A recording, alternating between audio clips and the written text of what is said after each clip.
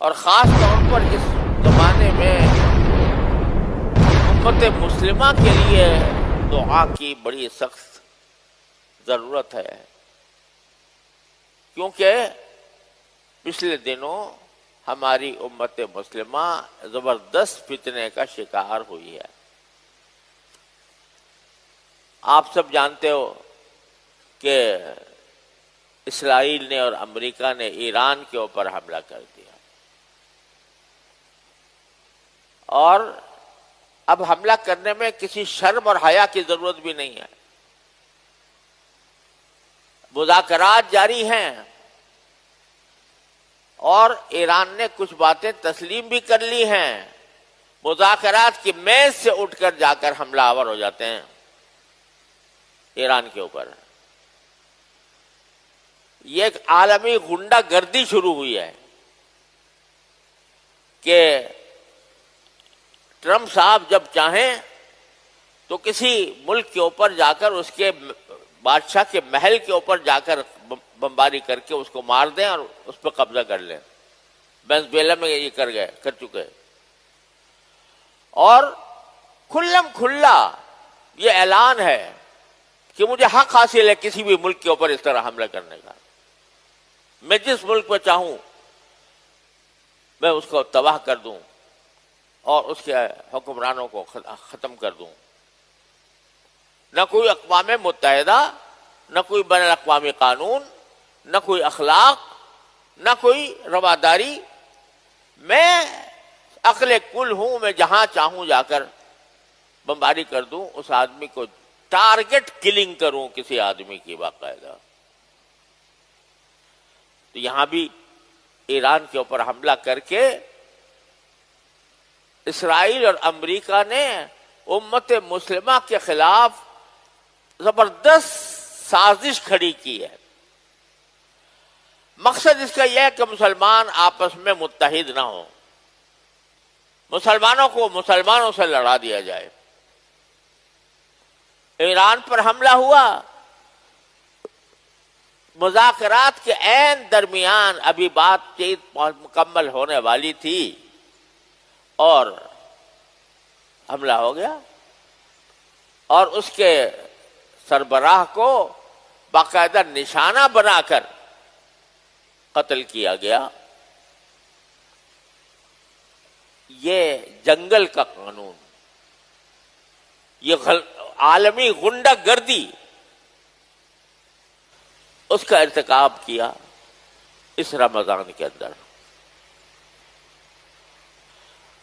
مجھے افسوس ہے کہ بعض اوقات لوگ یہ کہنے لگتے ہیں کہ بھئی وہ تو شیعہ لوگ تھے اور ایران سے ہمارا اختلاف ہے اور فلانا۔ خدا کے بندو، اس امریکہ اور اسرائیل نے اس پر اس لیے حملہ نہیں کیا کہ وہ شیعہ تھا،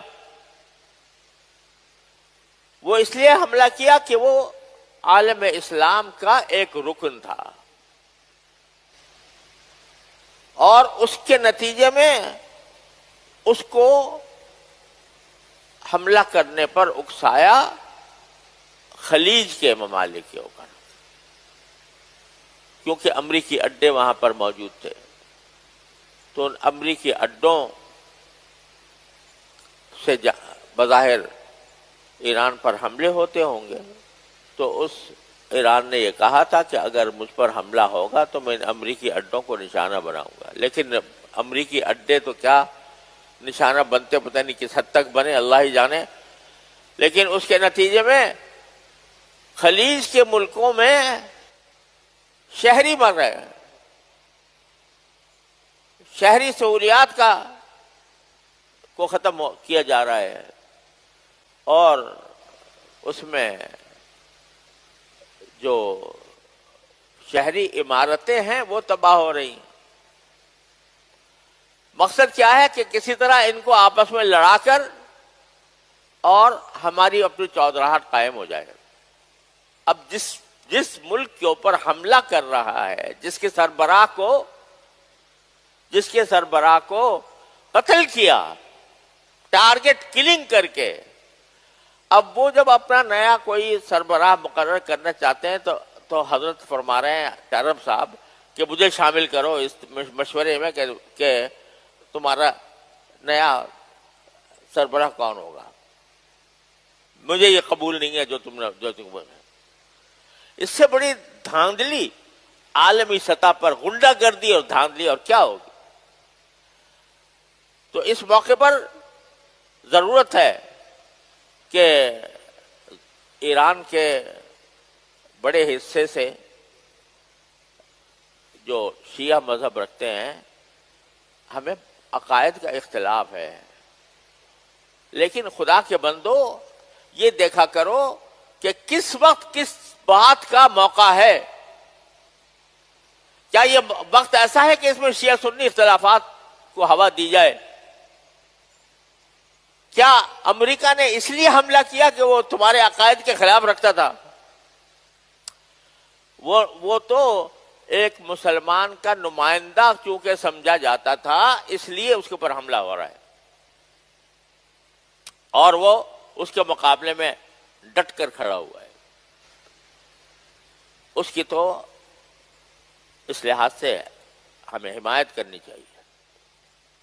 اور یہ اچھی بات ہے کہ ہماری حکومت نے بھی ایران کے ساتھ اس معاملے میں ہم آہنگی کا